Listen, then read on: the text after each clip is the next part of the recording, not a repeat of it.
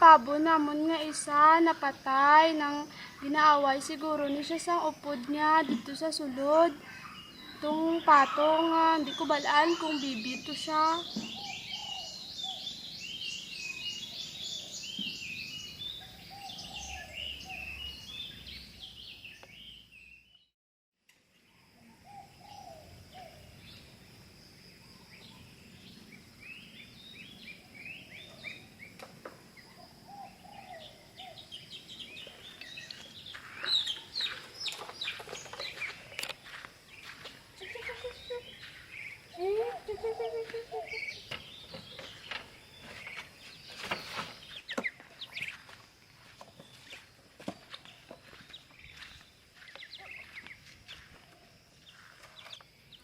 Lantawan nyo bala amon nga manok o ginaaway abi sining dako-dako nga pato o hindi ko balaan kung bibi na siya.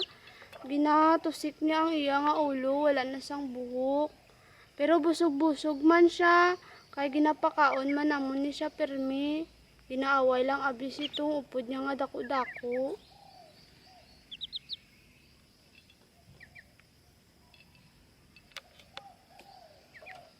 Kagari pa ang isa o, wala naman sang buhok. Ginatusik niya Japon.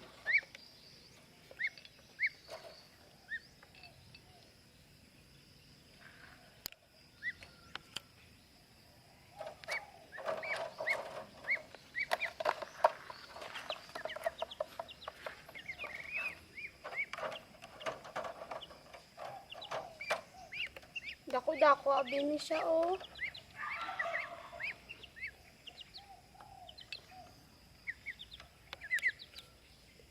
Subong buyan na namon sila, pero hindi ko balaan kung mabuhi ni sila kay wala man abi ni sila sang nanay kag tatay. Pero pakaunon Japon namon ni sila permi taga-aga.